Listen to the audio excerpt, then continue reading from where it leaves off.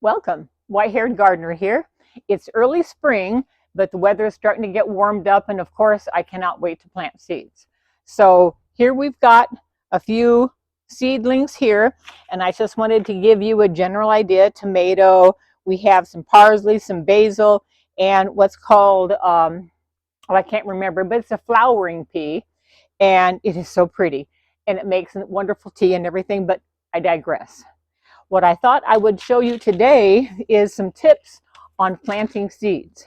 Now, easily, most seed packets have a depth to where you plant the seeds. Now, this one shows 1/2 inch, which surprisingly enough is about 3 to 4 times the depth of the seed.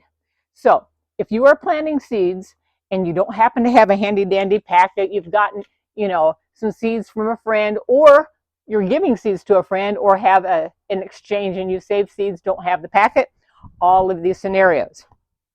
Good rule of thumb is to do about, I'm going to say about 4 times the depth of the seed, which is pretty thin.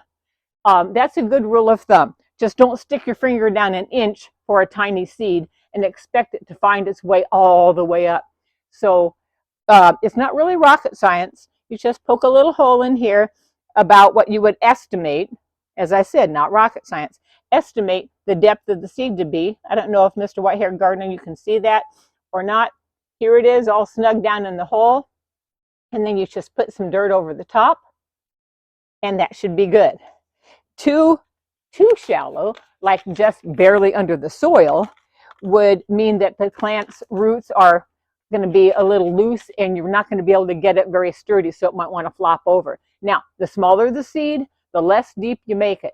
So if you have a teeny radish seed, plan accordingly. But generally, about 4 times the depth of the seed and you're good. But if you, mess up just a little bit, get a little too deep or a little too shallow, understand it's not moon and stars. It'll still do well. Seeds have a way of monitoring themselves. So other than that, we've got this, and just a recommendation, I have saved little bases from chicken and things like that from the grocery store. Sometimes you get them in styrofoam. These are nice clear plastic, which is really handy for sticking in my window because my windowsill is wonderfully enough about the same width. So, or depth, I should say.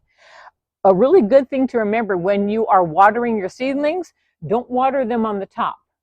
If you do, it's okay, but it seems that if you water them from the bottom, it'll encourage the root systems to go down searching for water. The water will soak up from the bottom. Of course, you have holes in the bottom of the pot, in their little pot, so that it can soak up the water.